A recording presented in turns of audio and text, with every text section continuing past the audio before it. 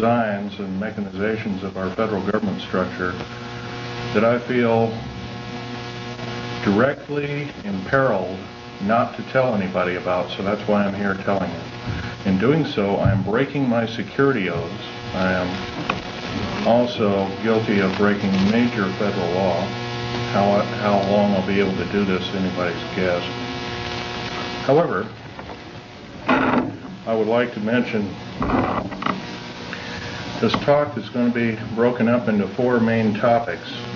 And each of these topics will have some bearing on what you people are involved in, you patriot people, or even some of you people that aren't patriots that may be leaning in that way or considering it. I want you to know these United States are a beautiful place. I've traveled in over 70 countries, and I cannot remember any country that has the beauty as well as the magnificence of its people like these United States.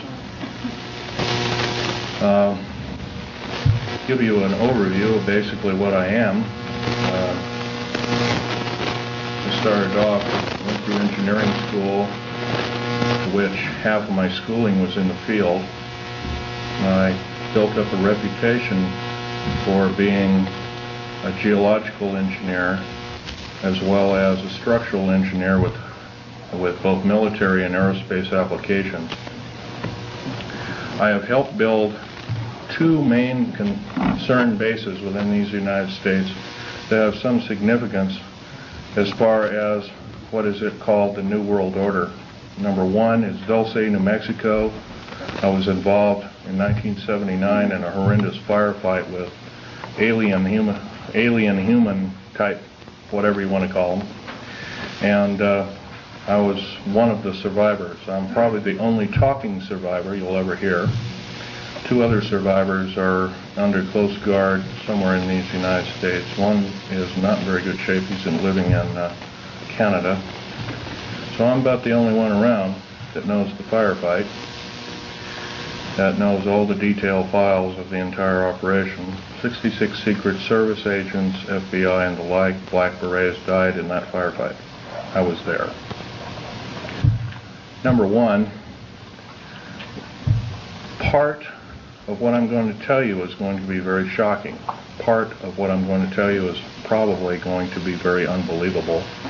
So if instead of putting on your glasses, I'll ask you to put your skepticals on rather than your spectacles. But please feel free to do your own homework. I know the Freedom of Information Act isn't much to go on, but unfortunately it's basically the best we've got.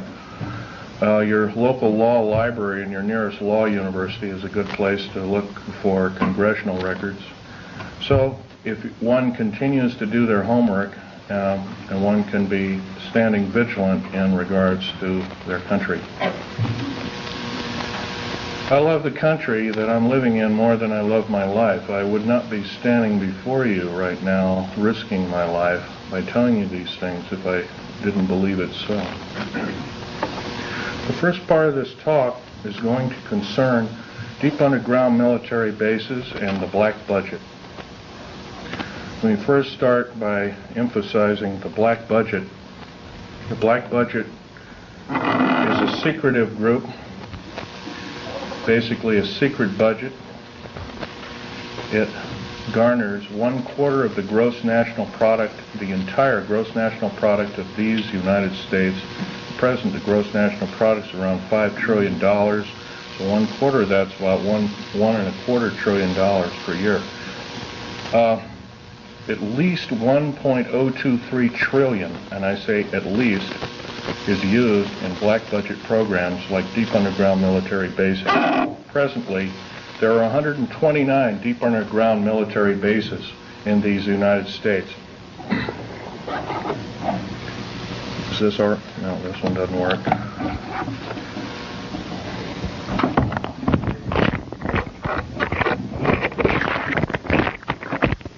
Hello? Not high enough. This one's too tall. Anyway, of these 129 bases, they've been building them day and night unceasingly since the early 40s. Some of them were built even earlier than that. These bases comprise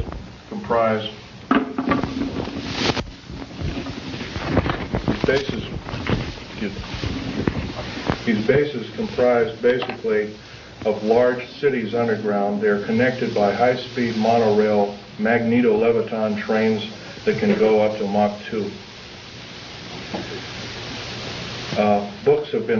Several books recently have been written about this activity, all of which is verifiable through bibliography. I think Al Bielek will, unfortunately, Al Bielek has my only copy is Al Bielek here, by the way? Al Bielek? Yes, please do. Richard Sauter's book, he's a PhD architect, and he alone also is risking his life by talking about this. He worked with a number of government agencies on deep underground military bases. Okay, there are 129 of these in these United States. In and around where you live, in Idaho, there are 11 of them. It's a very large number. The average depth of each base is roughly a mile deep. They are basic whole cities hollowed out underground. They are somewhere between 2 2/3 cubic miles and 4 1/4 cubic miles hollowed out underground. You might ask how this is done. Well, right now they have laser drilling machines that can drill a tunnel 7 miles in one day.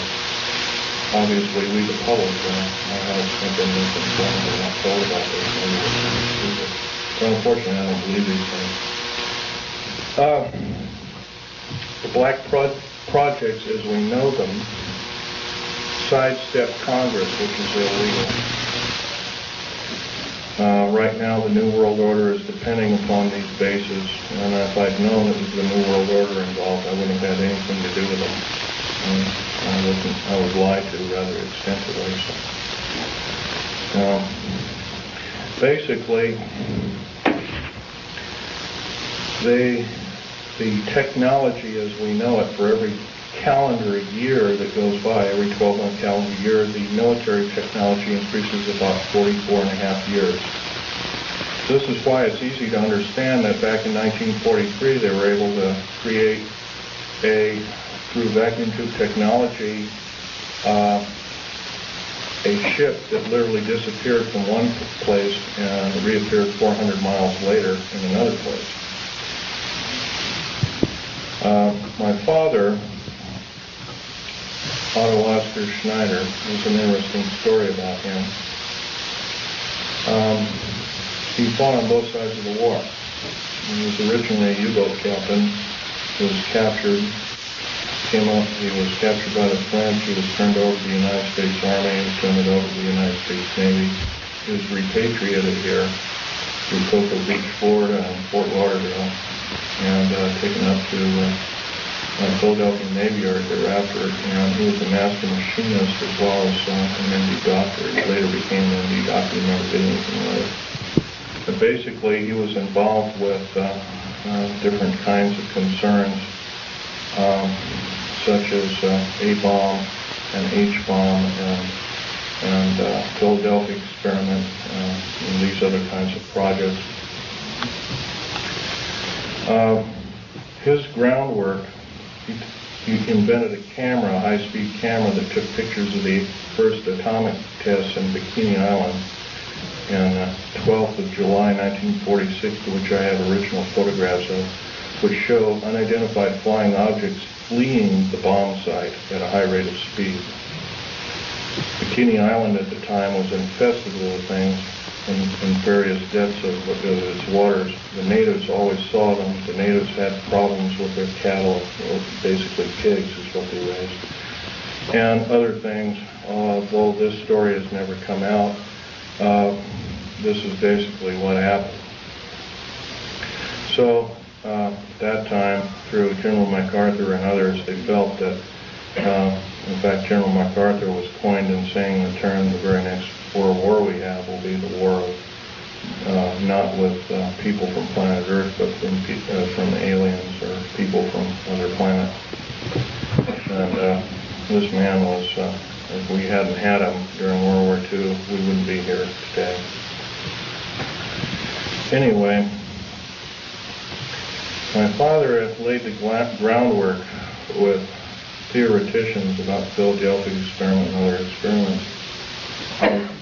What does that have to do with me? Other than the fact of that, all I can say is that if it wasn't for... See, he never told us kids this, and he kind of kept it secret until a couple of weeks before he died. I kind of regretfully say that. I don't agree with what he did on the other side of the pond in Nazi Germany, but I'll tell you one thing. I think he had a lot of guts in coming here and doing what he did. He was hated in his own land. In fact, there was a $1 million in gold reward for anybody who could kill him.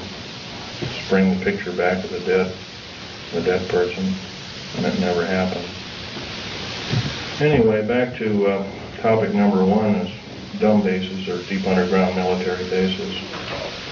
We've been basically lied to, folks. We've been lied to a long time. Number one, the alien question. Nobody really knows the truth. We've been ruined by Madison Avenue has painted a very unrealistic picture of what's going on with outer space aliens and the insider government, especially at Groom Lake. This particular facility, the hat shows, this wasn't the original insignia. This is kind of like a local fish wrapper type insignia. The original insignia had a skunk on it because I was part of the infamous skunk words. So anyway, this particular base originally is housed up to 117 live alien critters, or whatever you want to call them. Right now, it's not housing much of anything. Most of the stealth hardware has been removed. They moved it over to Kirtland Air Force Base.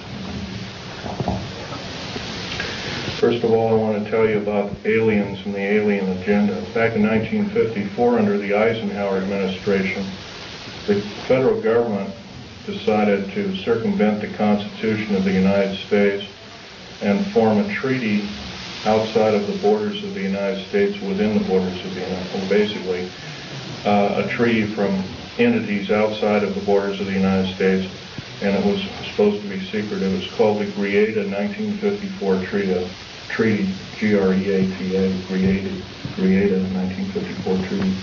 That basically said that the aliens could take a few cows and test their implanting techniques on a few human beings, but they had to give detailed lists of the people involved, etc., etc. Slowly but surely, the outer space aliens slowly altered the bargain until they decided they wouldn't go by it at all. And back in 1979, this was a reality. The firefight occurred kind of quite by accident. I was involved in, we were building an addition to the deep underground military base at Del State, New Mexico, which, by the way, is probably the United States deepest base. It goes down 7 levels over 2.5 miles deep. But at that particular time, we had drilled 4 distinct holes in the desert ground, and we were going to link them together with shape charge explosives. And then we were going to basically blow out large sections at a time. Well, when I was my job at that time was to go down in these holes, gather rock samples, check them for their particularity or particle count, give a detailed account of what kind of chemical explosive or plastic explosive to use, and go from there. As I was headed down there, to my total surprise, we found ourselves amidst a large cavern that was already full of outer space aliens, otherwise known as large graves. I was petrified, as most people might be. The only thing I could think of doing at the time was shooting at them. I killed 2 of them, but by the time I could reload and refire at that time, I had a Walter PPK pistol. I was an engineer, so I didn't feel I had to carry a gun underground. And I always carried this particular one. It's nice and small and quite effective. But anyway, I killed a couple of these things, and at that time there was several other groups of people down there. It's about 30 people total, and 30 to almost 40 or more came down there, and they all got killed. Basically what had occurred was that we surprised a whole under mountain base of existing aliens, and later I was to find out that we are not the highest on the food chain. These aliens have probably been living on our planet for different groups of aliens anyway, the short and the tall grays at least, for a million years living here. And this could explain a lot of the theory behind the ancient theory of ancient astronauts and these other kinds of things like that. Might also explain the bloodthirstiness of different kinds of native populaces like the Aztecs, etc., Olmecs and whatnot. Anyway, I got shot basically here, and their kind of weapon wasn't really a gun-like thing. It was kind of like a box that they had on their body that they could manipulate. And it burned a hole in me, and it split my ribs apart, and kind of gory and all that kind of stuff. But anyway, it also gave me a high dose of rather nasty cobalt radiation. And I have cancer to this day. It's probably a result of it, although I can't prove that. Okay, the second part of my talk is topic number 2, and includes basically how this all occurred. How could we have possibly gotten involved? Well, we finished working with, we basically were beaten down by World War II, and I guess we were figured to be rather vulnerable as a populace in the world, which we were at the time. And I'm sure this is probably why we at our weakest point were later found out to be vulnerable indeed, and so we were basically attacked. And of course, I think some of us, how many people here are familiar with the crash at Aztec, New Mexico? Raise your hand. Okay, in 1947, sometime in July of 1947, there was a large crash of a flying saucer. I believe it had 7 or 8 alien critters, or whatever you want to call them, aliens in them. 1 survived, and I believe 6 or 7 were, I don't know the whole story about the whole thing. Like one of the artifacts I have here on the table was when I was a young child. I was about 14 at the time. I had a friend of my father was Sir Johnny Rawlins. He had a British Naval Intelligence. And he gave me, I asked him if I could have a piece of metal of this crashed disc, and my father protested violently. But anyway, Johnny Rollins said, "Sure, I can give you a little piece." And he gave me a little piece. I've had them in my collection ever since. That was kind of like a small start of a collection. But other than that, the UFOs really wasn't my bag until I started work at Area 51. Which is in the Nellis Air Force Base north of Las Vegas, Nevada. Going back in 1979 in a firefight, it took me about 2.5 years to recuperate, enough that I could go back to work. But I did. I survived. I went back to work through Morrison Knudsen at EG&G and Bechtel and Page and other construction outfits at the time. Anyway, at Area 51, they were testing all kinds of very peculiar spacecraft. I think you're also, how many people here, for instance, are familiar with Bob Lazar's story? Good. That's a good group indeed. I'd suggest more of you buy his, or obtain his tape or borrow his tape and read some of the publications. He was a physicist who worked at Los Alamos National Laboratory at Area 51, trying to decipher what was the propulsion factor of basically these alien spacecraft, these discs and other kinds of type of craft. So, but there's another thing I want to talk to you about other than all this stuff about deep underground military basing that might be effective.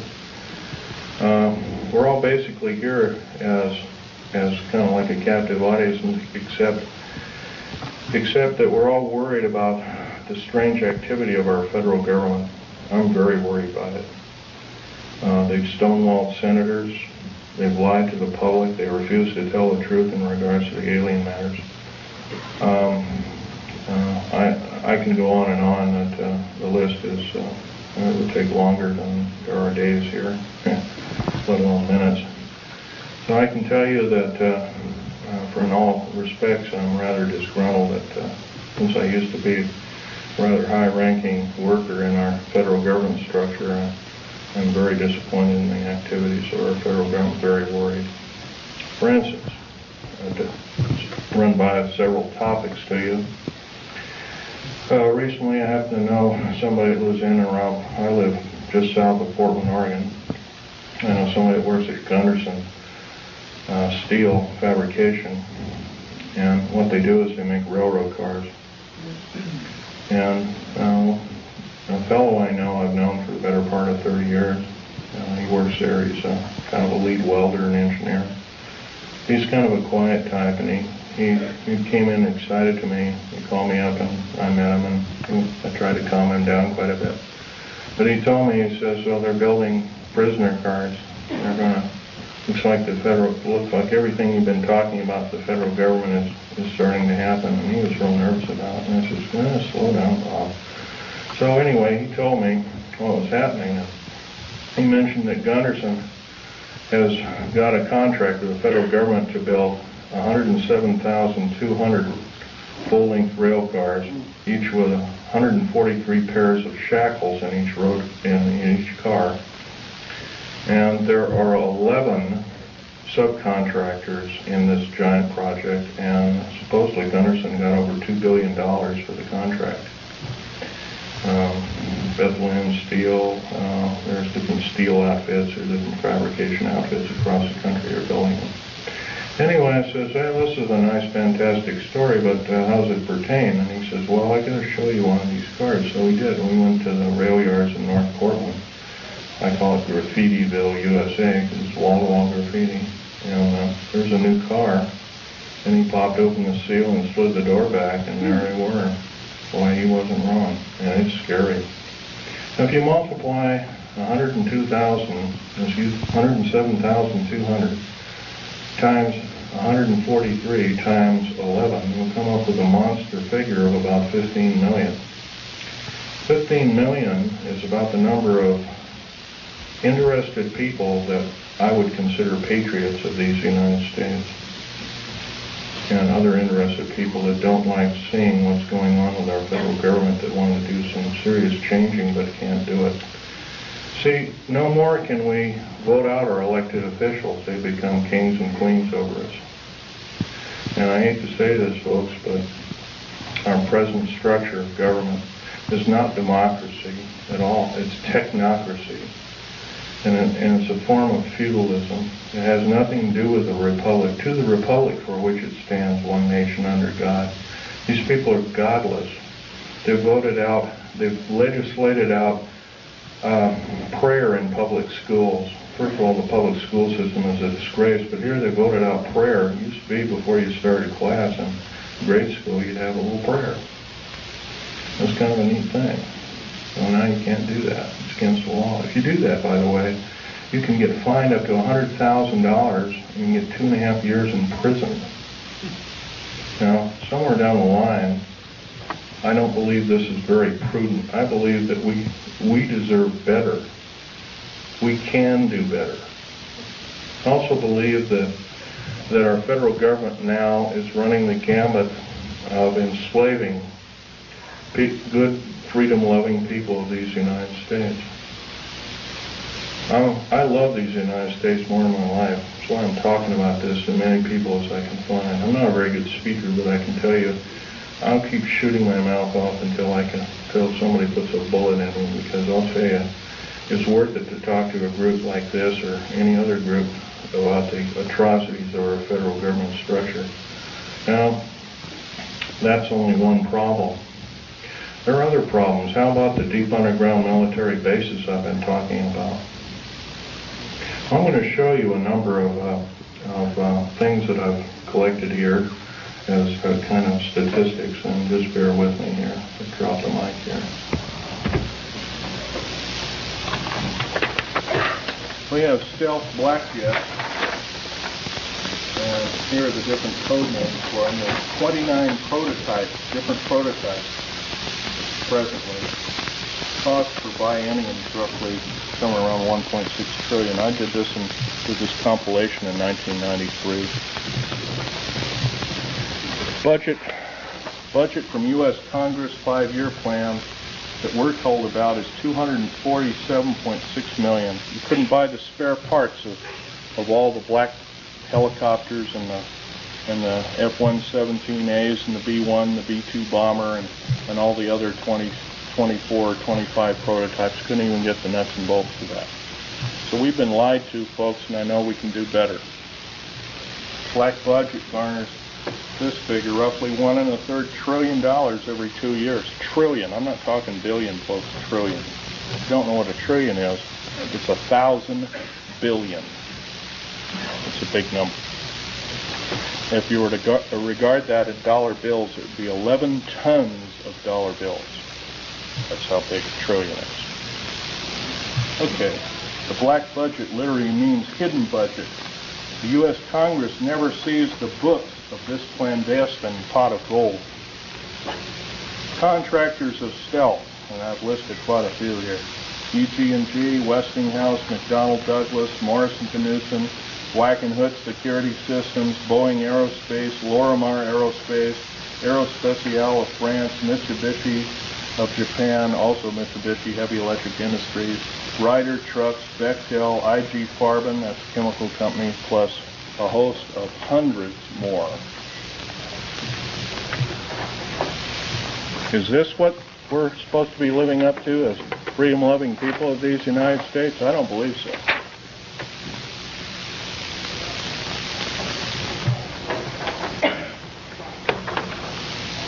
Still, 68% of the U.S. military budget is directly or indirectly affected by the black budget. Star Wars, otherwise nicknamed Star Wars, Strategic Defense Initiative, relies heavily upon stealth weaponry. By the way, none of this would have been available without us taking apart with a fine-tooth comb crashed flying saucers that either we downed or they crashed themselves into our deserts. None. All these materials on the table, some of which are formed by our space shuttle, by the way, you might ask, what's it shuttling? Well, it's shuttling large ingots of metal that are used. They're specially milled down. First of all, they're milled in the confines of outer space. Most of these metals cannot be produced on the planet. They need a near vacuum of outer space for their production. That's what we're shuttling. We're not even, folks, we're not even getting any semblance of what I'd call pablum. We're not being told anything close to the truth. I believe our government officials have sold us down the drain, lock, stock, and barrel. And by the way, up until several weeks ago, I was employed in the United States government with a rhyolite 38 clearance factor. It's one of the highest in the world. Excuse me, questions later. Microphone, we can't hear you. Can't hear me? Okay. Well, anyway, this microphone is, I'm a tall person, this microphone doesn't get up any further and it's kind of hurting me. Anyway, another thing about Strategic Defense Initiative. I believe it's there to prevent alien attack upon planet Earth. It has nothing to do with the Cold War. As we have seen, the Cold War was a total farce. And it was only a toy, an implement toy, to garner billions and trillions of dollars from good, loving, tax-paying citizens like I am and you are. For what? I don't mind a defense initiative against attack from, if it be from a real threat. But I sure hate to be lied to about there being this kind of communism and that kind of communism, and when we all find out the whole thing has been planned lock, stock, and barrel for the last 75 years by an intergovernmental group, I guess then we kind of know which side the bread is buttered on. Anyway, here's another piece of information for you folks.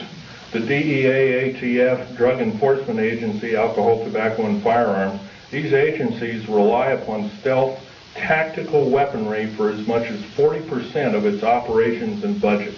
This is, remember, this is in 1993. The figures have gone up considerably since. The United Nations used American stealth aircraft for over 28% of its collective worldwide operations from 1990 to 1992, and that's taken for the Center for Strategic Studies and United Nations Report 392.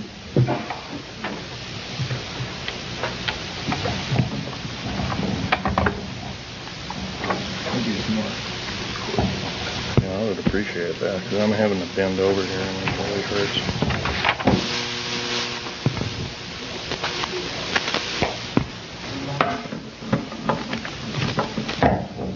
Oh, thank you very much. The Guardians of Stealth. There are over 3 distinct classifications of special police used to guard one of our most well-kept secrets. Number 1, this is the most disturbing of all. The MJTF, and that, by the way, that stands for Military Joint Tactical Force, otherwise known as the Black Berets. Some people call them the Delta Force, and there are other names for it. It's a multinational tactical tactical force primarily used to guard the various stealth aircraft worldwide. And by the way, see the picture over here on the table? You might come over there and look at it. After the talk, you might do that, or during the break. You'll find out a nice picture of it there. There was 172 of them built. 10 of them crashed or were crippled. Something went wrong with them. So roughly 162 or 3, I can't remember at last count. We gave them away, the federal government gave them away. Bill Clinton signed them away about 6 weeks ago to the United Nations. Is this what we are paying our hard-earned tax money to do, folks? No, I don't believe so, and I know we can do better. And I actually believe, I'm not advocating the overthrow of any government. I don't believe in such for the main reason. The number 1, it always kills the wrong folks. But I believe if I have the chance to tell people about these atrocities, I think that there will be some serious letter writing, if not letter writing, some serious conscientious voting done in the very near future on various elected government officials, if not the whole category of elected government officials. Case in point I might want to mention is our local, please ask the questions later if you don't mind. Our local government officials have also kind of labeled us a bunch of rubes and morons, and I think we can expect a lot better than that. Starting off with the World Trade Center bombing. I was hired not too long ago to do a report. First of all, I know about the 90-some-odd varieties of chemical explosives. First of all, I looked at the pictures that were actually taken right after the blast, and the concrete was puddled and melted. The steel and the rebar inside the cement was literally extruded up to 6 feet longer in its length. And there's only one weapon that can do that, and that's a nuclear weapon. And that's a construction nuclear weapon. So obviously the people that they're looking for, that they say was a nitrate explosive that did the damage, they're lying 100%, folks. The people they have in custody probably didn't do the crime. As a matter of fact, I have reason to believe that that very same group did do other crimes. They killed, I believe, a Jewish rabbi in New York, and maybe this was some kind of scapegoat problem, but I'm not sure about that. However, I want to further mention that with the last explosion in Oklahoma City, they also say basically it was a nitrated or fertilizer bomb that did it, a whole truck full. First they came out with the information, said it was 1,000 pounds, then it was 1,500, then it was 2,000, then it was 3,000, then it was 4,000, now it's 20,000. Well, by the way, you can't put 20,000 pounds in a Ryder truck, can you? Now, I've never mixed explosives per se. I know the chemical structure and the application of construction value explosives. I earned a reputation on it. I helped hollow out over 13 deep underground military bases in the United States. I worked on the Malta project. I worked on West Germany on its military bases, and Spain on its, and Italy on its.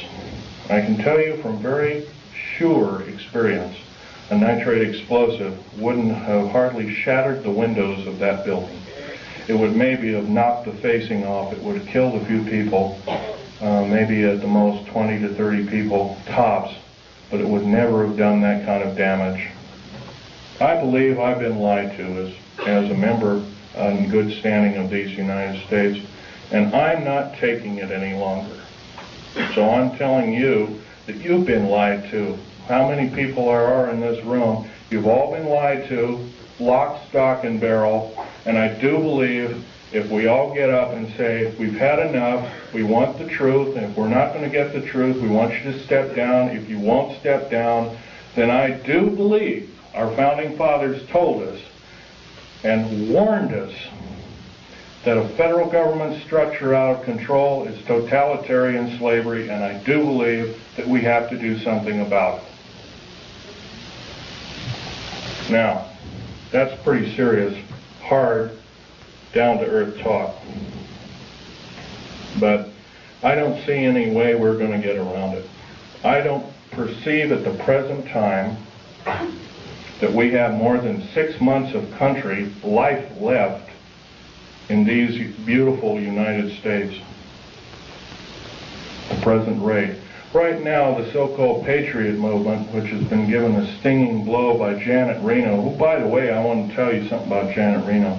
Janet Reno cheated her way through law school like Bill Clinton did. It's provable. It's on the public record. Janet Reno is a confirmed lesbian. I believe there are a lot of wonderful women that would make a great Attorney General of these United States. They're far more educated, they're far more moral than she is.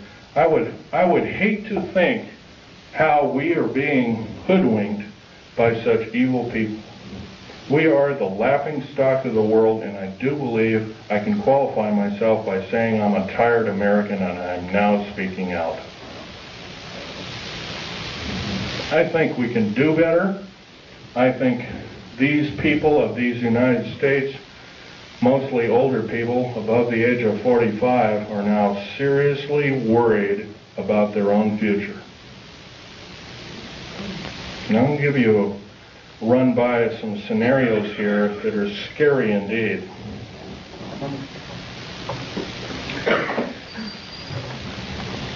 The United Nations is a world dictatorship body, period, plain and simple.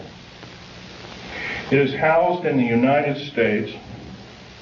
By the way, some years ago there was an interesting thing that happened. The United Nations sent the Uncle Sam, in quote Uncle Sam, a bill for $8 billion. So the Uncle Sam, the federal government, sent the United Nations a bill for $200 billion. They haven't paid one nickel of rent on prime real estate in New York City.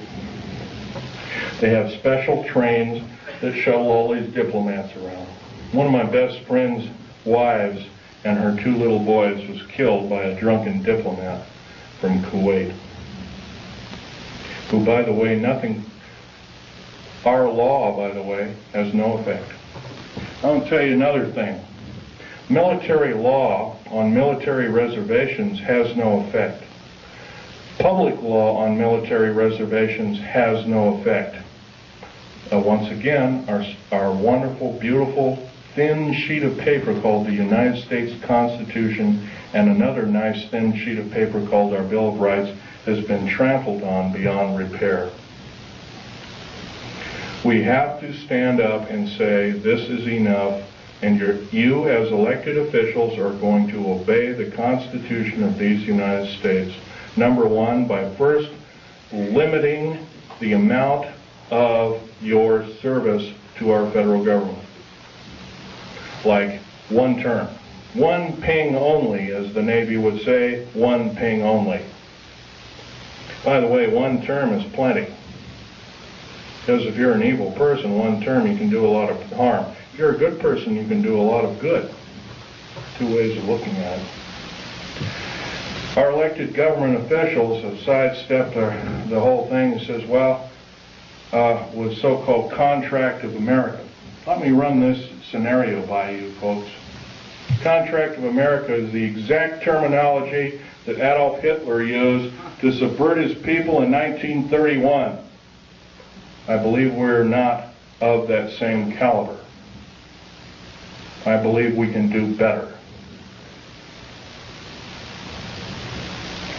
Another thing, the contract with America is a last-ditch effort by our federal government structure to tear away the Constitution of these United States and the Declaration and the Bill of Rights. A Declaration and a Bill of Rights, rather.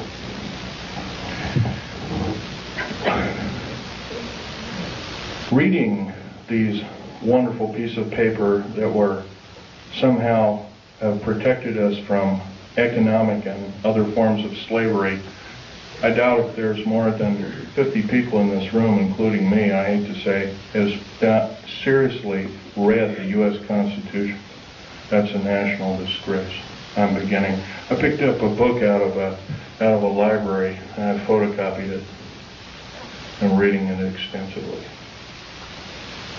Our founding fathers separated church and state. It did not legislate any form of judgeship or judge body to say that we cannot pray either in a school, on federal government property. And by the way, you cannot pray on federal government property.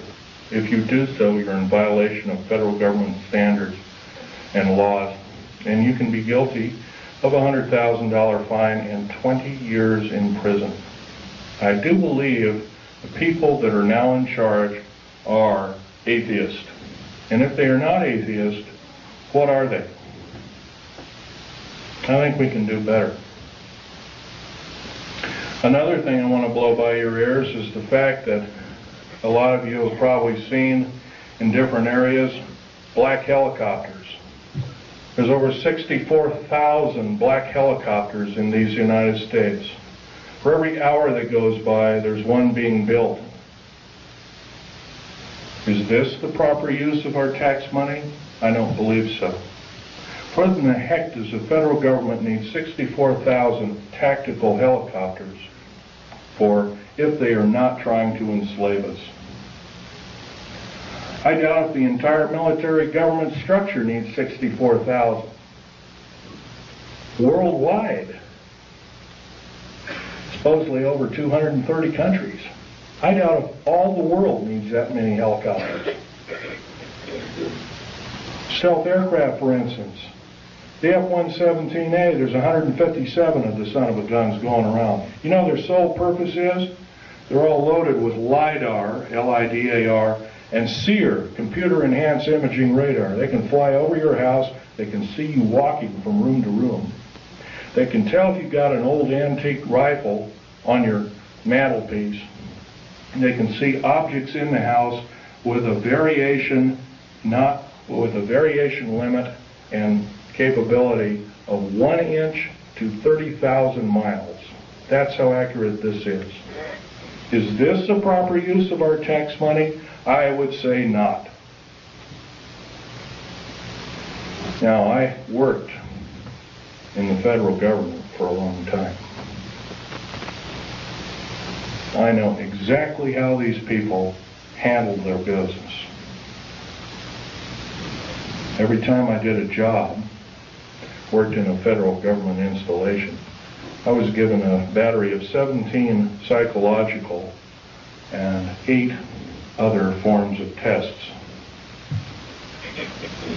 First of all, we're supposed to be the militia, but somehow up jumps the Brady bill and other evil bills like it. I don't agree crazy people should be shooting firearms, but on the other hand, I do believe in vigilance. And vigilance is guided by a good spirit who knows the difference between right and wrong, who loves God, who loves talking to God, regardless of what religion we are. And by the way, there's probably in this room, there's at least a dozen different kinds of religions. I might be wrong. But I'll tell you, they're all good. God doesn't respect what religion you belong to, contrary to what you may have been told. I can tell you, though, that if we are to allow the atheist federal government structure to enslave us, we won't have this opportunity any longer. We have to do something about it. How are we going to do something about it? Well, some of us are attorneys in this room, perhaps, maybe one or two of us. Maybe somebody works for an attorney. Maybe somebody knows somebody who is a good attorney. And I know that seems like a hard number to come up with, but there are a few of them out there. Maybe somebody knows a senator or a congressman or has had help by such. There's one outstanding in Oregon. His name is Mark Hatfield. That man helped me fight the federal government. See, my father left me these pictures of what he took at Bikini Island, Operation Crossroads. And I'm going to have this one out on the table. It's the original. I'll ask you please carefully handle it and try not to put too many fingerprints on it. Right over here, and I'll point to it, and I'll point to it. Hey, Echo. Is a structure that is an unidentified flying object. This was taken 12th of July, 1946. The federal government at that time knew all about flying saucers, what they were and what their agenda was, and how they wanted to control us by world domination. Without question, they knew about it. Let's get on. Al Bielek is our second speaker. He worked in a very secretive government operation called the Philadelphia Experiment. Well, so did my father, by the way, and I didn't know this until on his deathbed, and I now have the picture proof of it. Also, I have a picture of a supposed non-human alien called Val Thor that worked for the Pentagon. He still works for the Pentagon. In 58 years, he has not changed. He still looks young. Something's wrong. I don't know if he's doing it under duress or what, but evidently he's still there. Don't know what kind of alien he is, but he's about a few inches shy of 8 feet tall. He's very bright.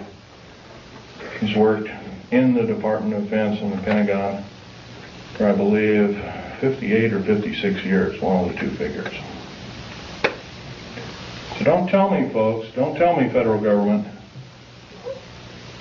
that this isn't so. That when we see something in the night sky that doesn't add up to an aircraft, that it's a weather balloon, or that we're mistaken, or I'm crazy, or we're crazy, because it's not.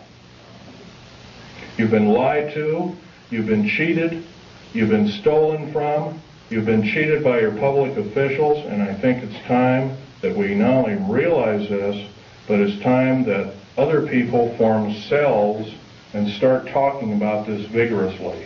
If, say, only 5 people in this room are doing what I'm doing, I can't imagine just 5 people have one talk in 1 year to a group of people like this. In 6 short months, we could reach 10 million people. That's a formidable number.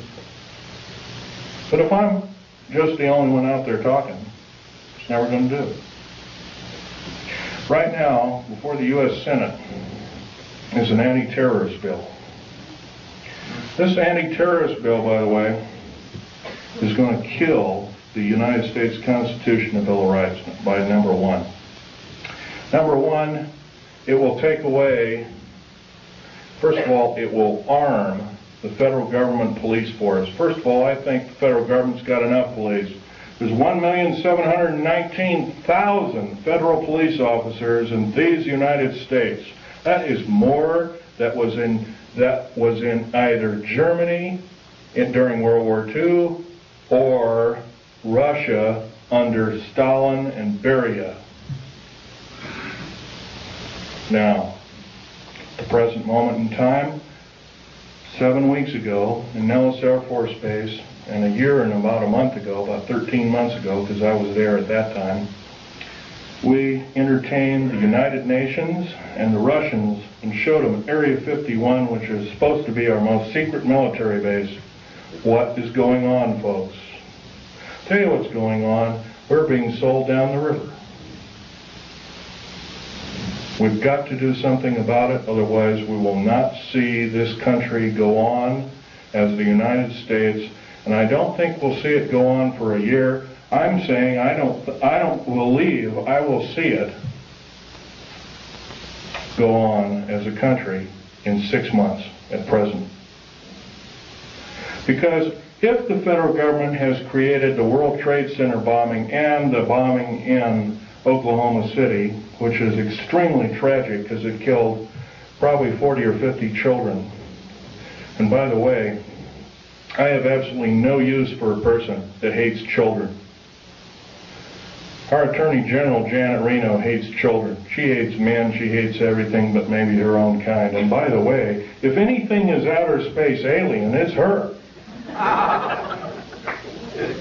And Bill Clinton. Well, Bill Clinton is just another big liar out there. But Janet Reno, I can't forgive her for what she's done. She's done more as a singular intergovernmental official to destroy this country than any other individual, believe, since the great traitor during the Revolutionary War. What was his name? I'm trying to think. What? Arnold. Benedict Arnold, there we go. Probably find out she's probably distant relation of some sort. Now,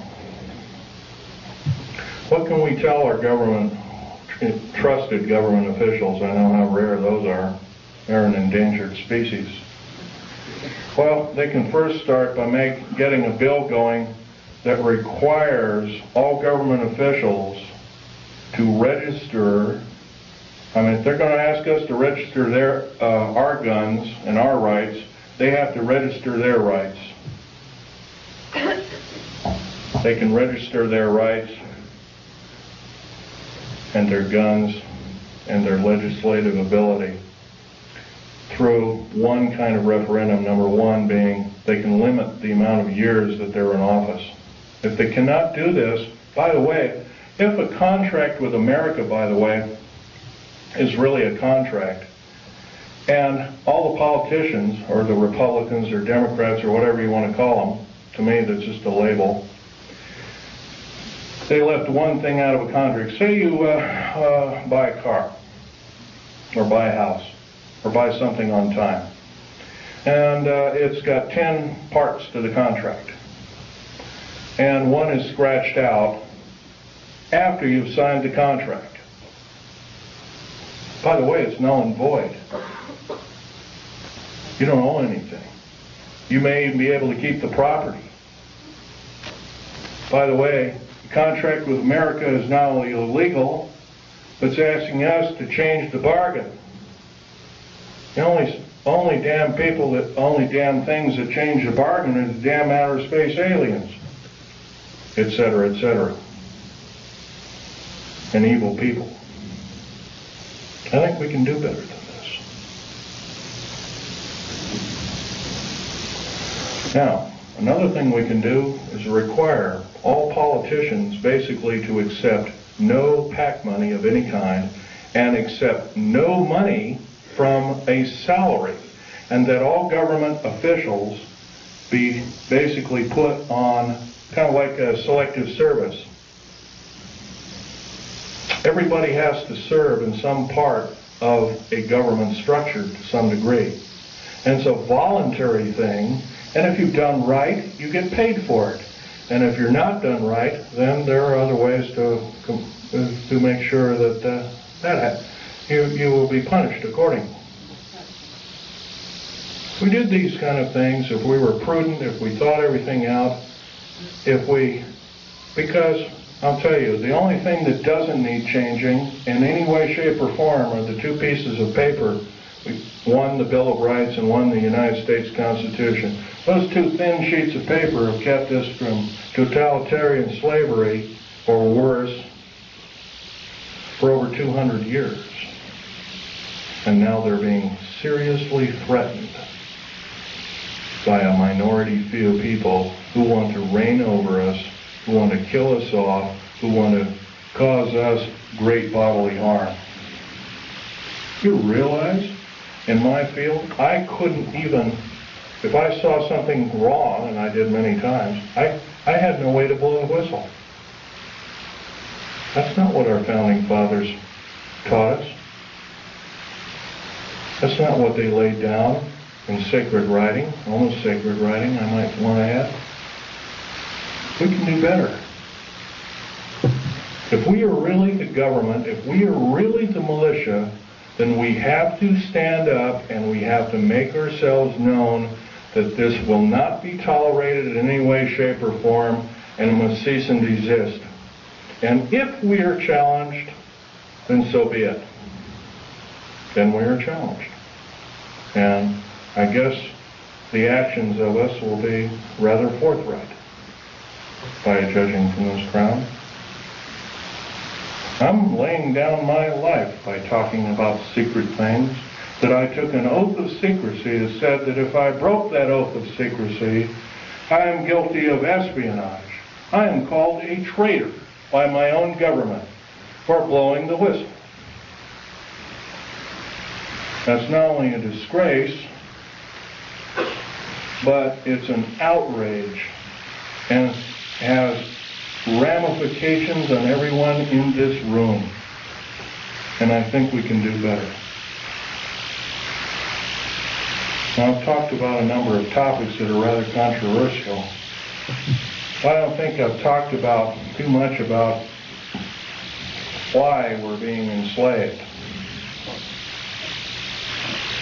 If you remember, there's always been a nice convenient war. If it wasn't World War I, it was World War II. If it wasn't World War II, it was Korea. If it wasn't Korea, it was Vietnam. It's always been a convenient war. When we've gotten a little bit too smart, folks, there's been a war to wipe out the good people that would take over and run our country effectively. There's a lot of times, and we're going to have to face some very serious consequences. Very short.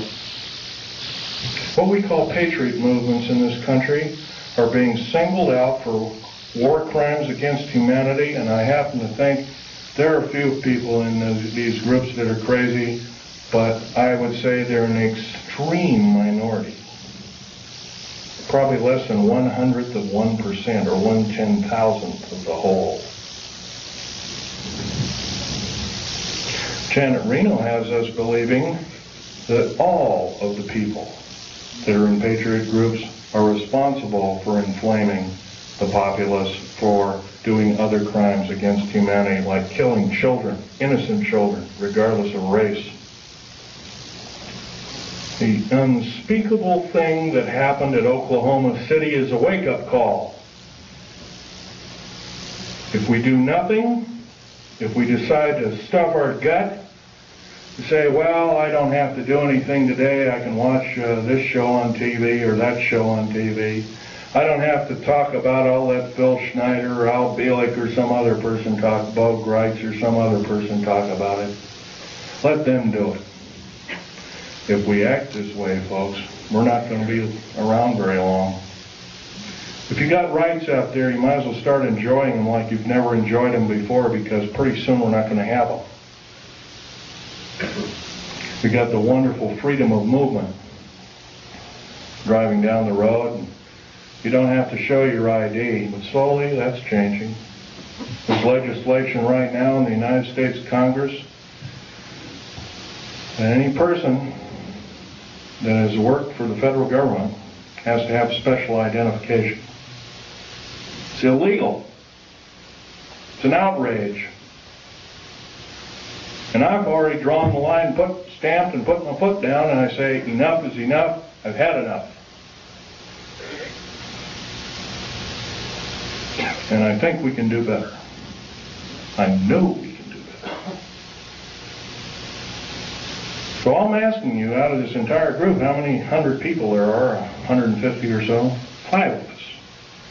5 small people gathered together and start preaching the good things about America to whatever group size it is, as long as it's more than yourself. Try a group of, say, 10 or 15. I think most of us have 10 or 15 people we know, friends, whatnot. If 10 people did it in this room, we'd reach double that figure. We'd reach 20 million or more countrywide.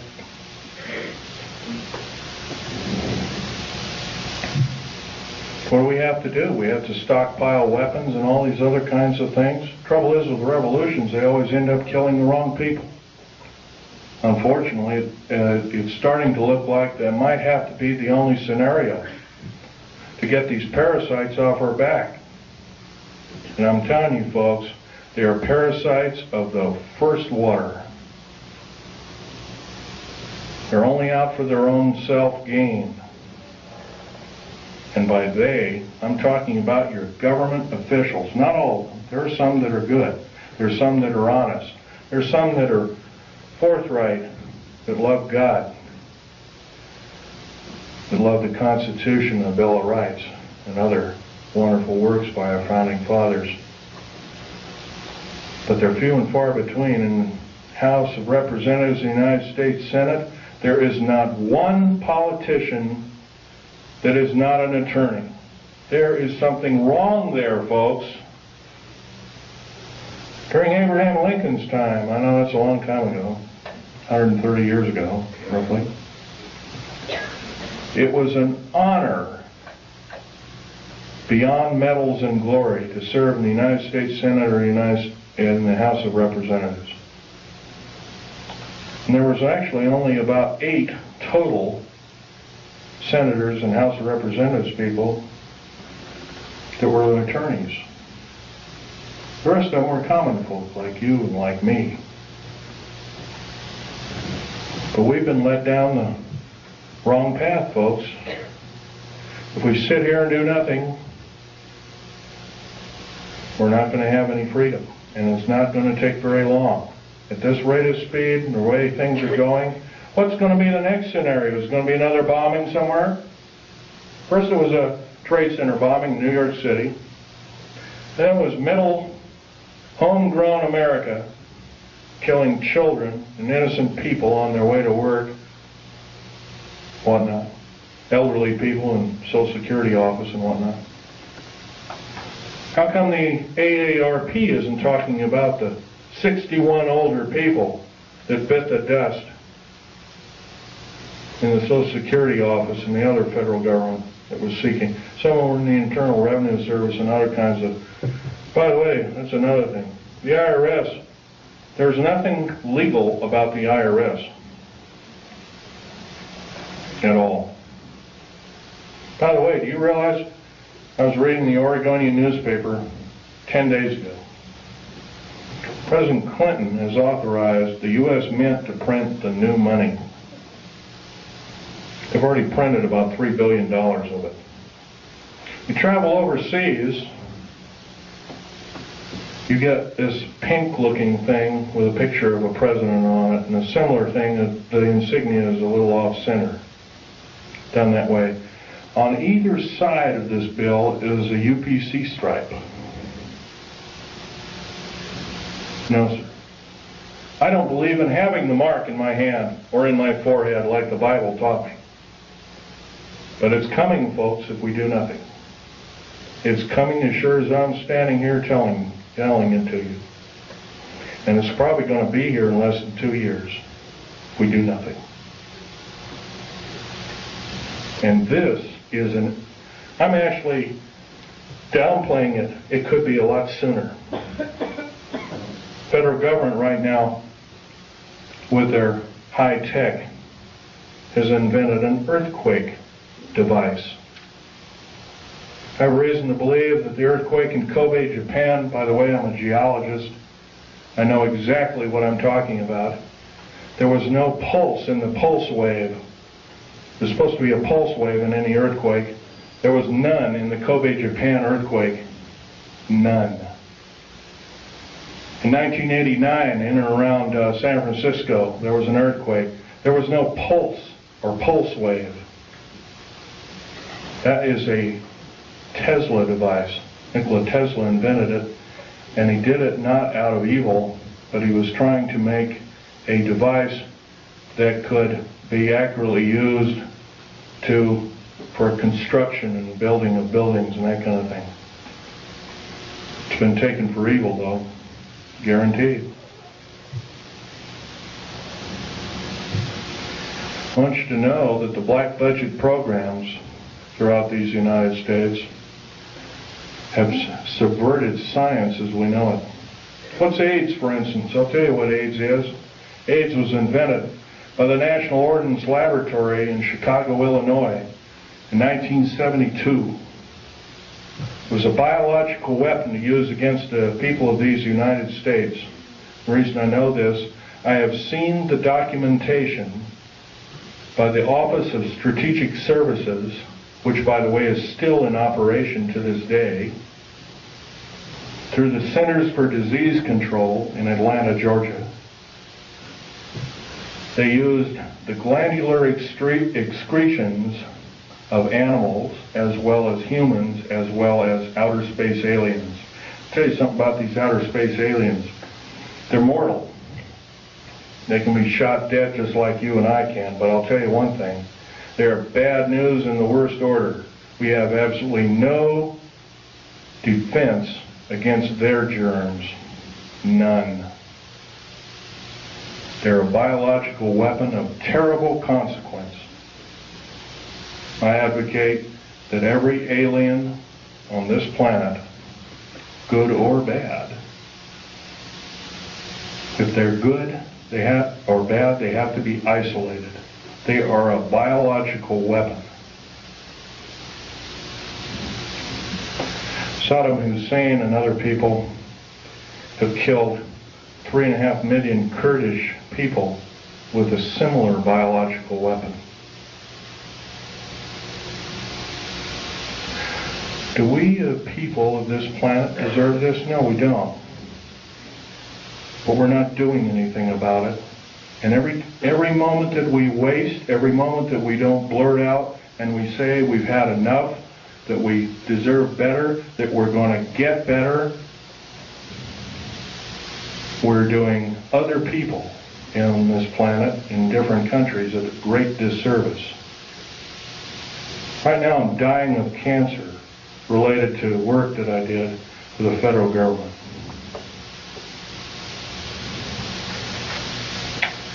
I might live 6 months, I might not. I don't know. I'll tell you one thing. If I keep speaking out the way I am, maybe God will give me the life to talk my head off. I will break every law that it takes to talk my head off. I love my country and its people more than my life. 11 of my best friends in the last 22 years have been murdered. 8 of them called suicide. I finally got wind of one of them. Portland police is now involved in one of them. Not going to mention names, before a grand jury, including the medical examiner's office. Murder by suicide, they call it. My friend Ronald Lee Rummel was an Air Force officer. He's a Silver Star winner. He's a patriot. Murdered because he started speaking out about unidentified flying objects while being still employed as a member of the United States Air Force. How was he murdered? He was drugged. His jaw was broken open. A cheap pistol with filed off numbers called a Jennings J22 was shoved in his hand. Somebody pulled the trigger because they found a piece of a fingerprint or inside of a palm print on the weapon.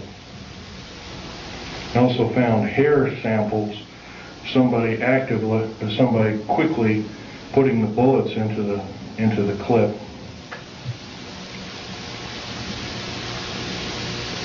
That man saved my life. That man had a family of 5 children. That man was a great person. There's a good chance that when I fly back to Vegas, I have to drive home. I left my car down in Vegas. I have to drive home alone. I'm scared to hell. Before I went to talk in Las Vegas, Nevada, I drove a friend of mine, a disabled friend of mine, down to Joshua Tree. And 29 Palms is next to Joshua Tree, and I went to see a dying veteran, disabled veteran friend of mine also. Kind of an acquaintance friend. I don't see him very often. Can hardly talk. He's got throat cancer from working with atomic weapons. Federal government didn't want to pay for it, so he married a nurse whose father has donated enough money to keep him alive for a little longer. Well, after seeing these 2 people, I drove up over the mountains. I had to drive around the mountains and up into them to get to Needles, California. It was followed by 2 government vans, E350 vans with G14 plates, each with a couple of occupants apiece. One had an Uzi. Ready, he was loading it, because I could see it through one of the windows. They zoomed by. I knew exactly what they were. I've already spoken out. I've spoken in 19 talks to present. I've probably reached 45,000 people.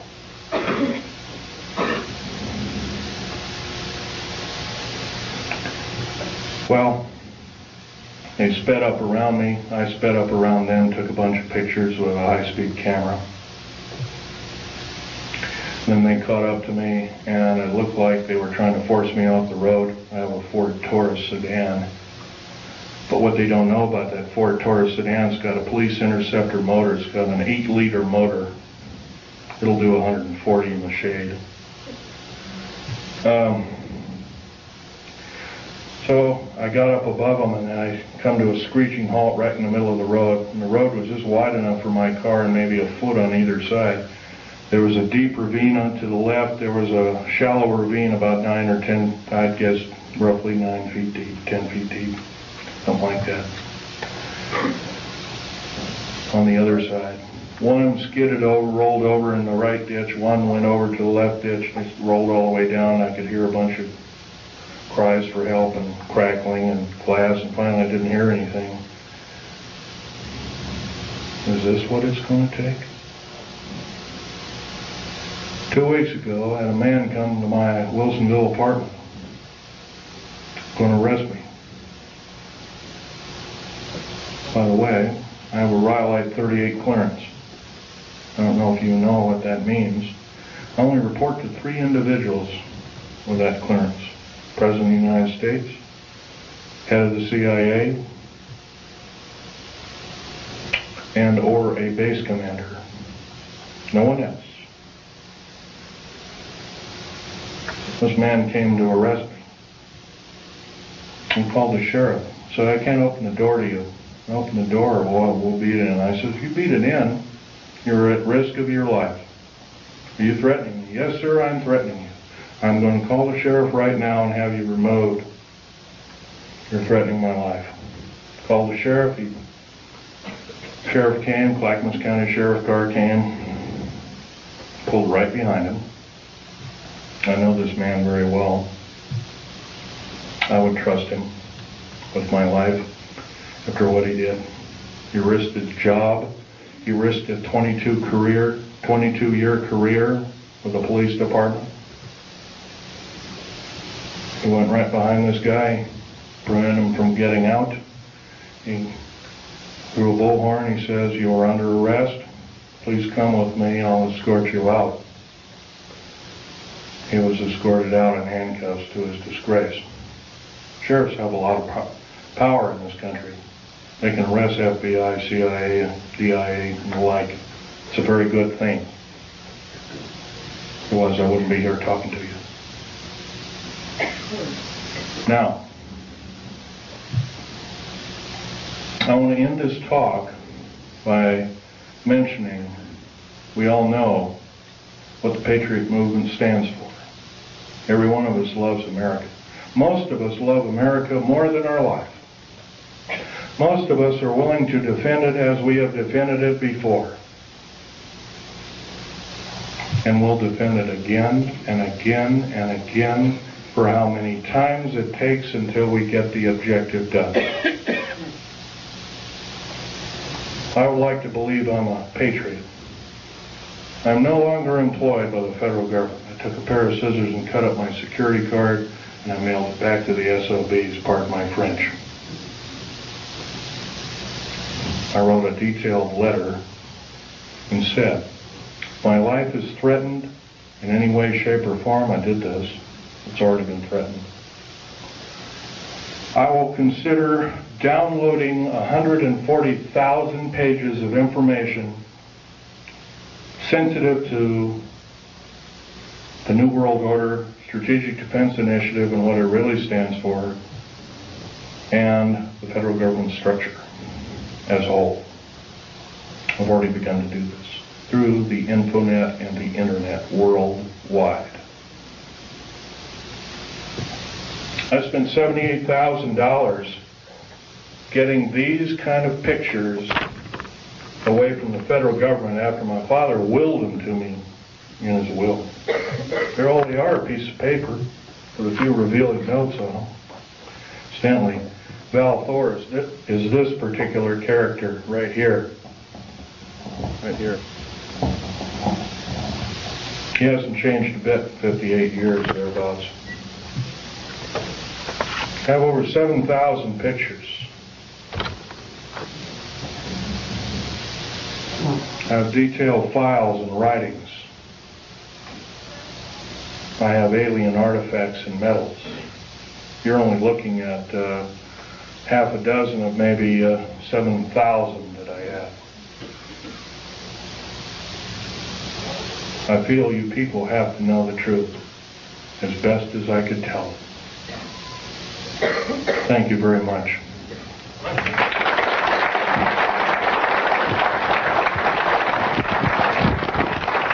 By the way, I might want to mention, if you want to look at these artifacts, try not to handle them, just look at them. And, yes, thank you. You indicated that you were injured in shooting a critter. Right. Would you mind explaining to us your injury? I'll be glad to. Sorry, women folk, this is kind of gory.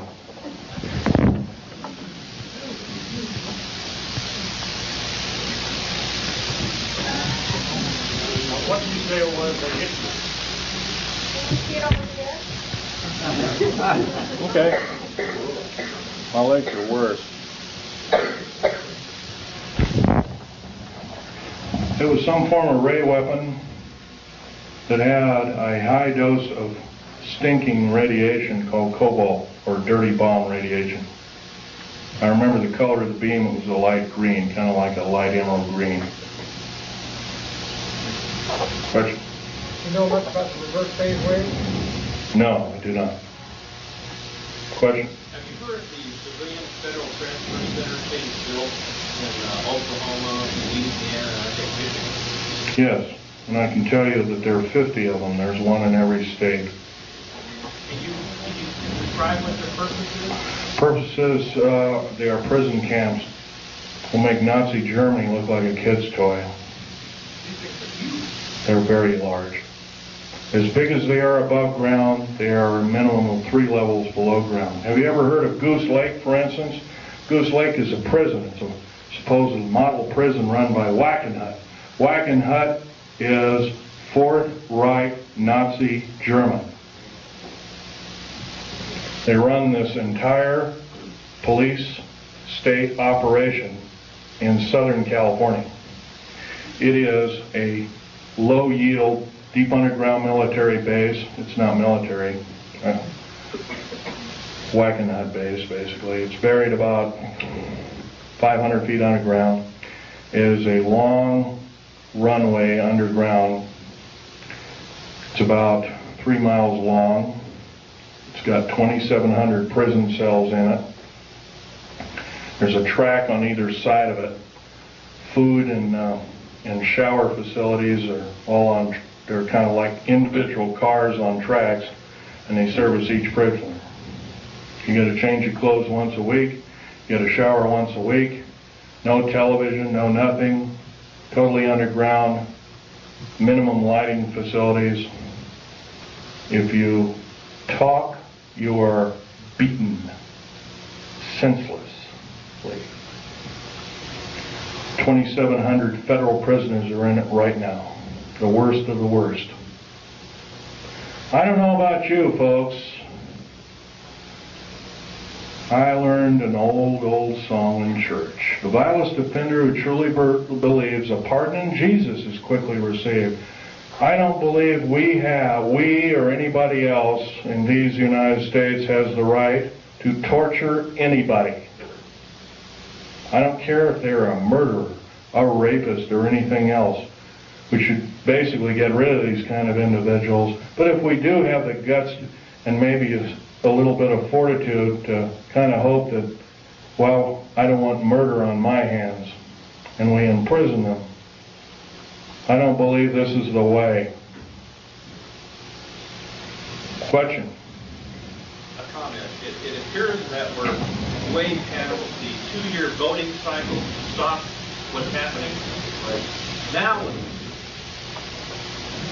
well, like I said before, start forming cells, enclaves. I hate to say this, enclave has a peculiar, nasty overtone to it. But start forming enclaves, start talking to people, talk your head off. Talk your head off because your life depends on it. I'm not asking you to do what I'm doing. I'm asking you to risk your life for these United States like I am doing.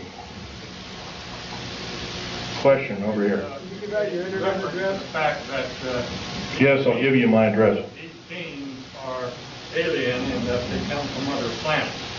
Otherwise, we have the theory of being extraterrestrial. Have you in all your studies ever tried to determine whether or not there was an alternative answer?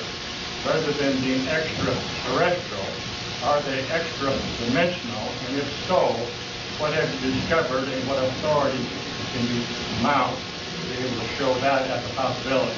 Okay. Let's take one thing at a time here. Extra-dimensional, they could very easily be. Al Bielek will probably tell you about that in his talk.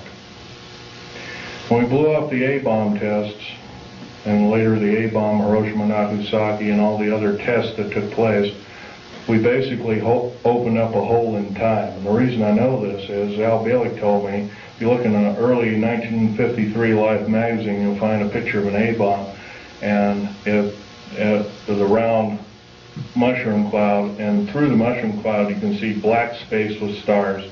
Unfortunately, those stars don't add up to any known stars in our view. And so Al Bielek was telling me, yeah, that opened up another dimension. And Life magazine almost lost its license to print. But yeah, you're right there. Your other questions, some of which I can or cannot answer. Right now, as much information as I have, I like to say I'm a scientist, but I think that's got a kind of a bad connotation anymore. But anyway, as a scientist, I like to say that in all my studies, I have every reason to believe outer space aliens are another form, another tool, another system of technology to enslave the wonderful people of the United States of America and the world under a one-world government. And this scenario occurred in Nazi Germany and is now occurring in the United States, and it's got to go. Otherwise, we're going to go. Next question over here. Now, what's the reason for the base? The underground? Pretty obviously, if you take all the 129 dumb bases, right now there's actually 131 of them. Take 129 or 131 dumb bases, 10% of them, roughly 14 of them, the largest. They're all cities underground. There's high-speed railways, magneto-leviton trains that have attained Mach 2, and Al Bielek will tell you about this in his talk. He's seen them, actually been on one of them. I've seen the tunnels, I've never been on the train. He'll tell you that also that these can house great numbers of people. Well, I'll tell you exactly how many numbers of people. You could get 106 million man standing army, fully equipped with all the food, water, and provisions for 2 years underground, or however long it took to suffer out a nuclear war or whatever kind of ugly scenario. And that would be enough to defeat anybody in the United States. By the way, there's no place to hide anymore. Black helicopters, and there's so many of them. Not just black ones, I'm talking about military helicopters in general too. They have detection devices. If you got something buried like a cache of weapons or diamonds or gold or money or whatever underground, they've seen it already, guaranteed. They can detect you in an airport. I want to blow this one by you too, because this is a nice little tidbit. Right now, if you're carrying more than $1,000 in your pocket, most of us don't, and some of us do, carrying $1,000 or more in your pocket, you are perceived as being an enemy of the United States and or a drug dealer, and you can be arrested immediately in any airport in the United States of America. By the way, if you look at your money, your 50, 100s, 20s, 10s, 5s, whatnot, and even the ones now, you'll find there's a little thread in there. If you look at it, like on a $100 bill, it'll say 100, and it'll have a little number in the 100, 100, 100, and $100 marks all the way on both sides. It's a little, kind of like a little thing that tells you that the beast is still there. We don't do anything about it, folks. The beast is going to claim us, every one of us. Okay, question? Any more? Okay. I have two questions. Will that be prisoners, underground prisoners, or the prisoners shackled to trains? Who are these prisoners? The trains and the underground? Okay, the underground prisoners right now, they're using the worst of the federal prisoners and the worst of, yeah, criminals. That's correct. And that's pretty obvious. You add up if you add up 143 per car, multiplied by 107,200, multiplied by 11 general contractors, each with a similar contract, you're going to come up with a figure that exceeds 15 million. 15 million is the number of patriots in America, number of concerned people in America, and also a number of people that could cause the federal government harm in America today, right now. And my second part is, are you saying that aliens or are just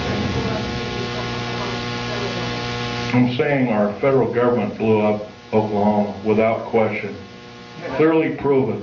First of all, what did it? If you look in the pictures of the explosion, you'll find there's a large block taken out near the elevator shaft, and there's a smaller explosion. By the way, a nitrate explosive has a maximum capacity of 20 kips worth of pressure per square inch. A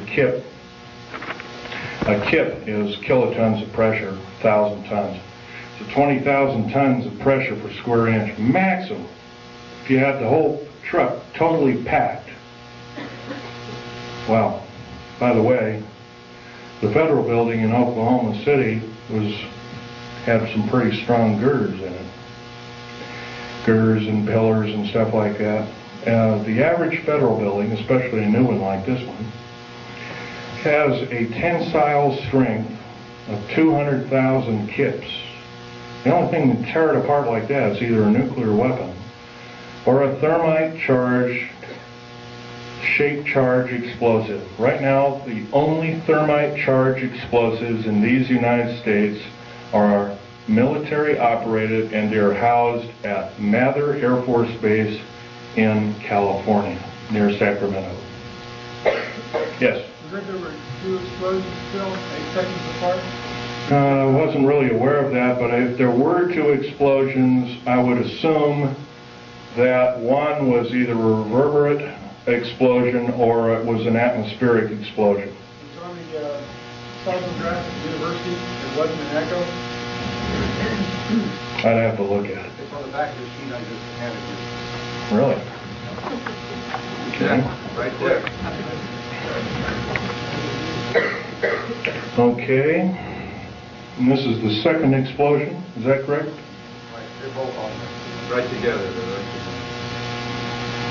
Mm-hmm. Well, the truck bomb shows an explosion, once again with no P wave, but it has a scalar wave to it. Could have been a scalar weapon, electromagnetic weapon of some sort. The train explosion, once again, also has it does have a P wave, but doesn't have an N wave. Therefore, it too must be a device. No, that's the train that's going by the university. Oh, it is. Okay. It's going kind of by the All right. I heard the director being interviewed, and he said the same thing. There were 2 explosions, and they asked him if it could have been inside, and he said... Well, this one here that says truck bomb.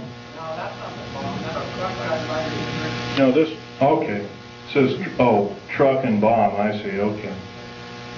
The 2 that are marked bomb, once again, have the configuration. It's called the squared sine wave configuration, or Crazy Ivan, as the Navy calls it. Squared sine wave with no P wave, it would have to be a mechanical device, without question. I could prove that, but it'd be kind of boring laying the figures out. Okay, another question? Yes, ma'am. How do you respond to Christians who are apathetic about saying it's all outside of the Bible anyway, the New World Order, the mark of the beast, and, I want Jesus to come anyway, so, why fight it? How do you respond to that? Prudence. What you know best to be. Pray about it. Prayer. That's the only prudence around worth saving. Next. This lady here has a question. Okay. Is it true that you know if there's anything about this government reporting on the TV, so that they kind of just have colonies online? It's quite a possibility because, for instance, the New World Order and the elite, as we call it, built and funded Hubble telescope. Remember also that telescope, the one that orbited Mars, was supposedly shut down. That was another lie, total lie. Took detailed photographs, totally mapped the planet. I've seen some of the photographs. The face on Mars is a reality. There, at one time there was a civilization. That's been proven. Computer enhancement photograph, and it was broken down by a supercomputer and proved it to be a intelligent made device rather than a hunk of rock with a funny shadow on it that NASA told us. Another lie. Once again, you have to remember it. These people cannot tell the truth. In days past, they were called the sons of Belial, the ones that could not tell the truth. We have to consider them our enemy. Next, this fellow. Yes, they do have bases on Mars. Have you heard of that possibly these graves are part of the experiments which our government are doing under base of taking the synthetics and all these creatures that perhaps they're manufacturing? No, sir. I can tell you right now that's not so. They have a copper oxide for a blood, similar to an octopus, a cephalopod, or an insect, or a spider. Another thing is their chromosomal structure is totally different. Their cellular structure is totally different. No, sir, that's not true at all. Are there any good aliens up there? Some people think that perhaps... Probably so. There's supposedly a group from that I've heard from different sources, fairly accurate sources at that some of them came from the Pleiades, but right now they're supposedly having an all-out war with the Greys, and they had to leave us, and they left us anywhere from a couple of years ago to 4 years ago. I haven't really studied that in. I've been talking about other things lately, so... Some people think they're here to rescue us if that whole thing blows up. Don't count on it. Question? Can you give out your internet address for the access information you're downloading? No, sir, I cannot do that. You'll have to go through the internet and do it yourself. That would be giving myself away to the beast, and I can't do that. Question? Is it possible that this gentleman here in front here made a statement regarding attitude of a lot of people who are Christians? Is it possible that you are taking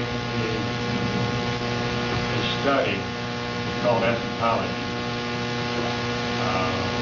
end time phenomena, prophesied by Daniel, prophesied by Isaiah, subject to the Olivet Discourse, and subject to the book of Revelation? It does talk about kind of things that are going to come to judgment on earth, Israel, the Antichrist, and those who are unbelievers. Is it possible these things will probably come to truth, come to pass?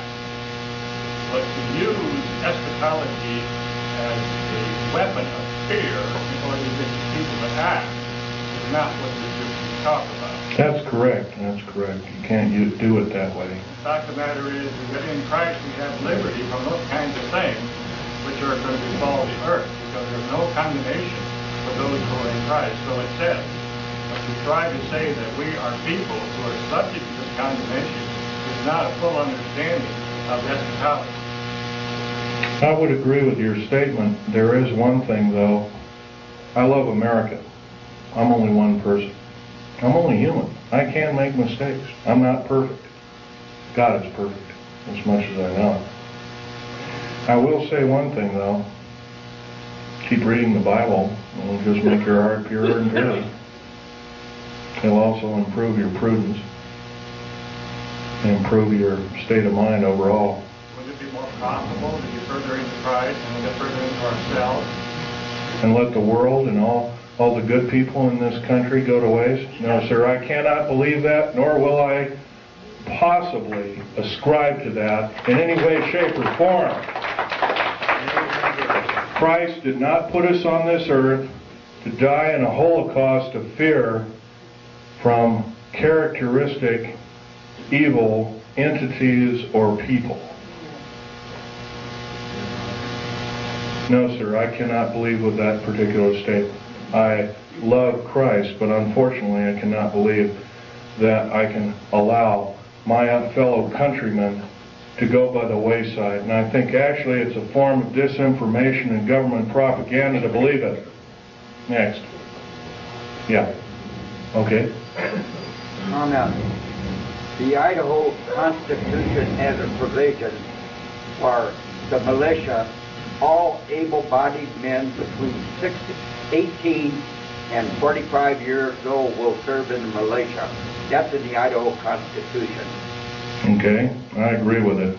In fact, I would extend it from the years of 18 years old to maybe your age, 70 or 75. I'm willing to do it. I'm past the age of 45. Sorry, I don't believe in age limits. If I live to be 100, I'd like to do it.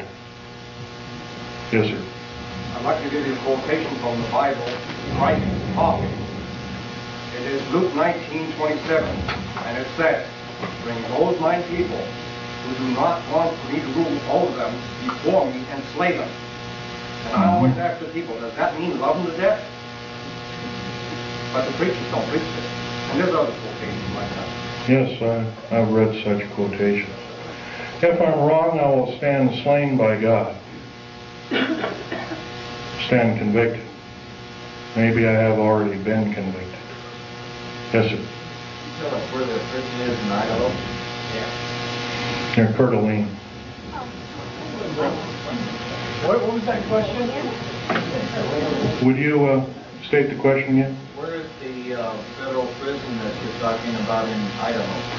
Well, there's several federal prisons. There's a new one being built near Coeur d'Alene, Idaho. I don't know. I've never been out there, but I heard it's on the east side of the town of Coeur d'Alene, Idaho. Whatever. Man with a red shirt way in the back there.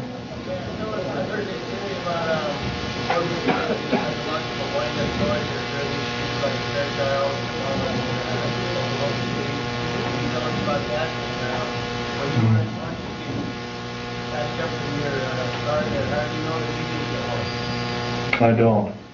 And I haven't heard about such things, but I'm sure there might be such things. There are things that were used against the Afghan people. There were things that looked like innocuous toys, and there were high explosives that killed a lot of people.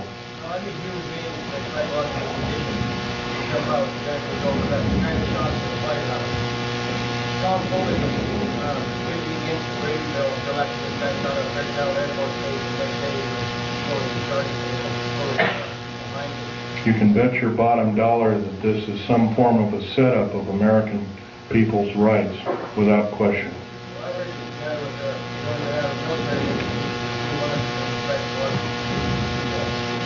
Yes, I believe that too. The U.S. Navy presently spends about 1/16 of the entire black budget allocated to them on psychological programming techniques through the RAND Corporation. Next question. This lady. Okay. I can only take one more question, so this lady. The ones that, were victims of the bombing who did it. I don't really want to know. I personally don't know the name of the person who did it, but... it takes the government and let them start getting this other side of it. And well, this is a difficult task, ma'am. The best thing that can be done, yes, I would say yes, that is true. We can get the word out. But it's better to get in groups of people and tell your friends the best that you know how to say it, and go from there. But other than that, yes, that would be the best thing. Right. Well, unfortunately, I'd like to say, yeah, go ahead, write everybody until the cows come home. But right now, as the way things are going, that might not be your best bet. You might be targeted as an extremist or something like that. Okay, last question. This is the last one. I'll be more than happy to speak to any area at any time. Thank you.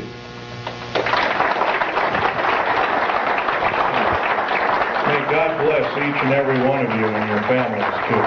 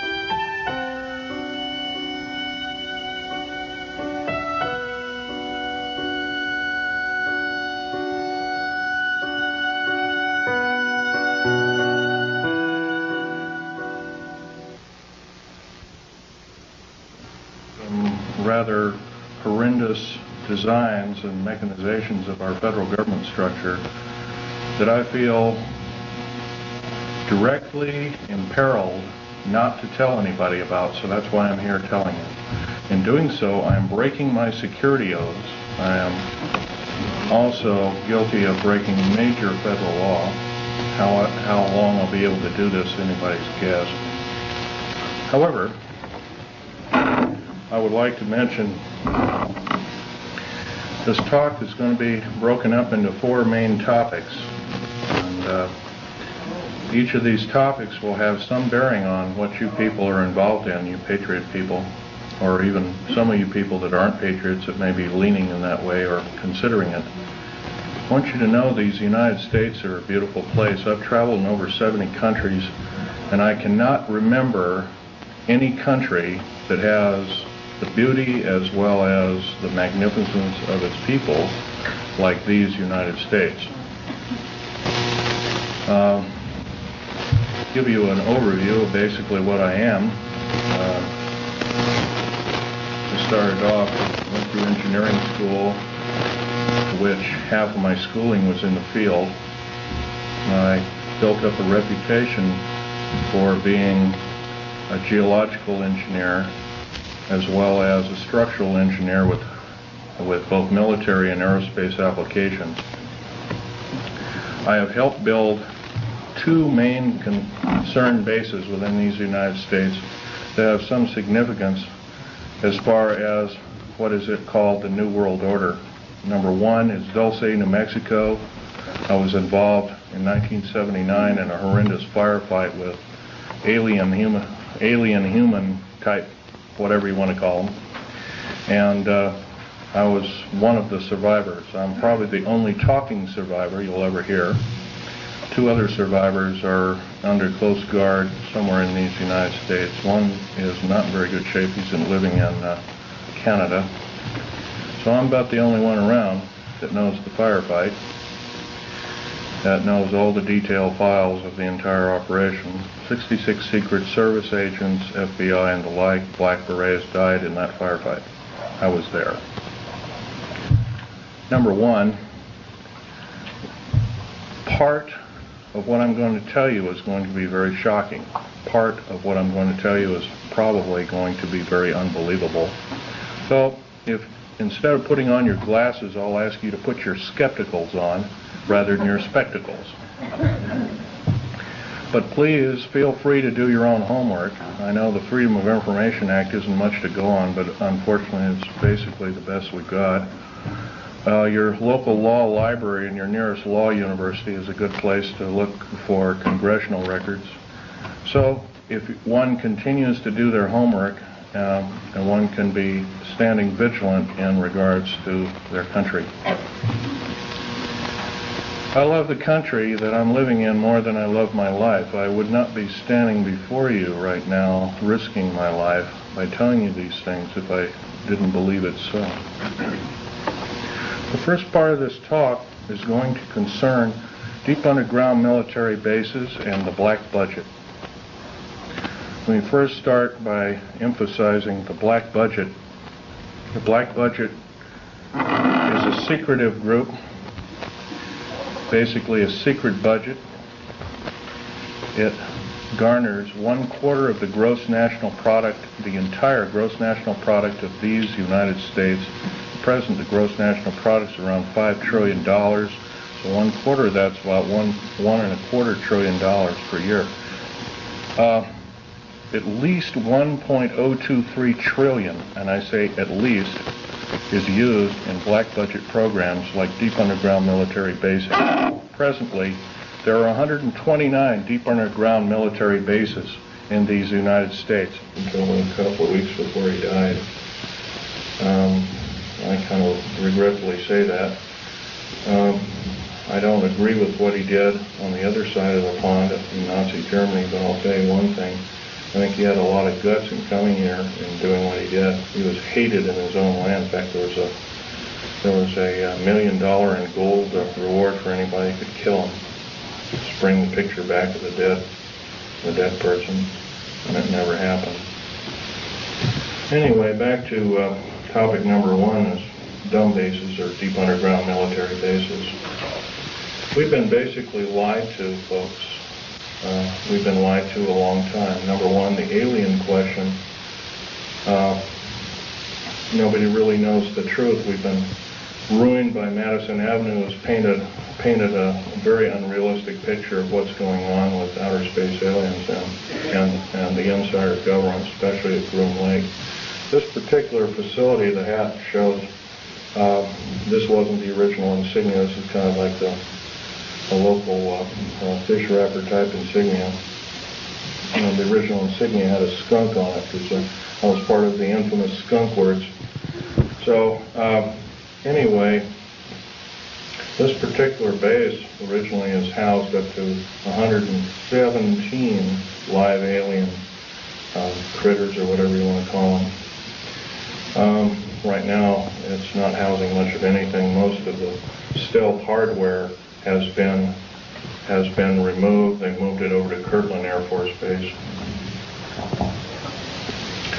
First of all, I want to tell you about aliens and the alien agenda. Back in 1954, under the Eisenhower administration, the federal government decided to circumvent the Constitution of the United States and form a treaty outside of the borders of the United States within the borders of the United States. Well, basically, a treaty from entities outside of the borders of the United States, and it was supposed to be secret. It was called the Greada 1954 Treaty, G-R-E-A-T-A, Greada 1954 Treaty.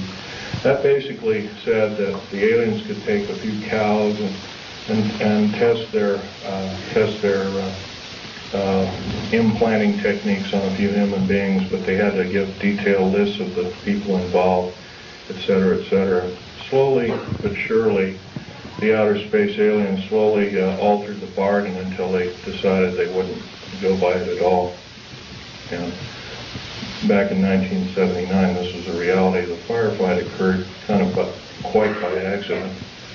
I was involved we were building an addition to the deep underground military base at Del State, New Mexico. But for every calendar year that goes by, every 12-month calendar year, the military technology increases about 44 and a half years.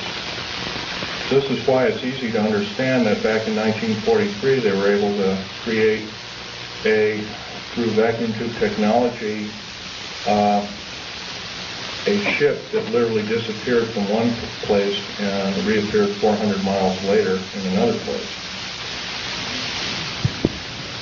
My father, Otto Oscar Schneider, there's an interesting story about him. He fought on both sides of the war. He was originally a U-boat captain. He was captured, he was captured by the French. He was turned over to the United States Army. He was turned over to the United States Navy. He was repatriated here to Cocoa Beach, Florida, and Fort Lauderdale, and taken up to Philadelphia Navy Yard thereafter. And he was a master machinist as well as an MD doctor. He later became an MD doctor and never did anything with it. But basically, he was involved with different kinds of concerns, such as A-bomb and H-bomb and Philadelphia experiment and these other kinds of projects.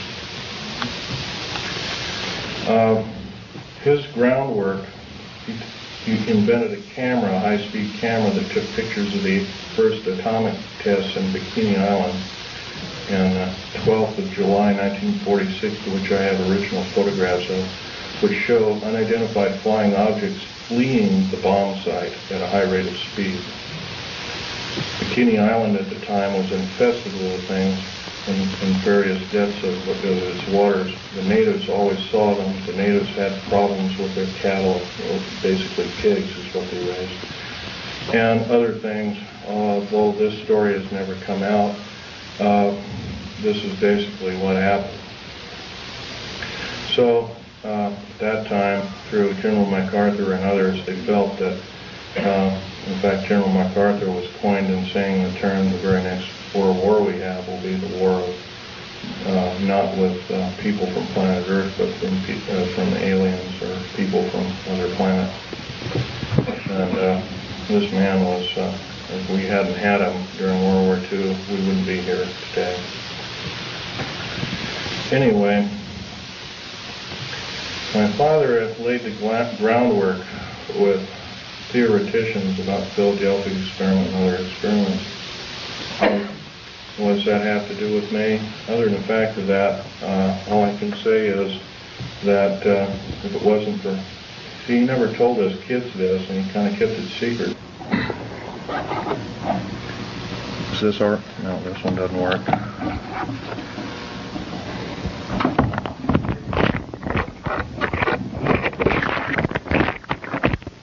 Hello? Not high enough.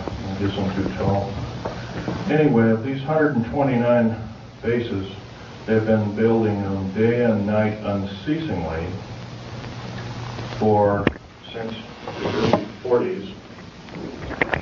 Some of them were built even earlier than that.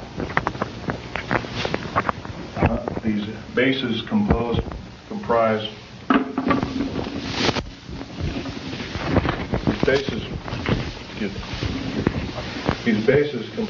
basically of large cities underground. They're connected by high-speed monorail magneto-leviton trains that can go up to Mach 2. Books have been several books recently have been written about this activity, all of which is verifiable through bibliography. I think Al Bielek will, unfortunately, Al Bielek has my only copy is Al Bielek here, by the way? Al Bielek? Yes, please do. Richard Sauder's book, he's a PhD architect, and he alone also is risking his life by talking about this. He worked with a number of government agencies on deep underground military bases. Okay, there are 129 of these in these United States. In and around where you live, in Idaho, there are 11 of them. It's a very large number. The average depth of each base is roughly a mile deep. They are basic whole cities hollowed out underground. They are somewhere between 2 2/3 cubic miles and 4 1/4 cubic miles hollowed out underground. You might ask how this is done. Well, right now they have laser drilling machines that can drill a tunnel 7 miles in one day. Obviously, we the public have been misinformed and not told about this. So unfortunately, I don't believe these things. The black projects, as we know them, sidestep Congress, which is illegal. Right now, the New World Order is depending upon these bases, and if I'd known it was the New World Order involved, I wouldn't have had anything to do with them. I was lied to rather extensively. So, basically, the technology as we know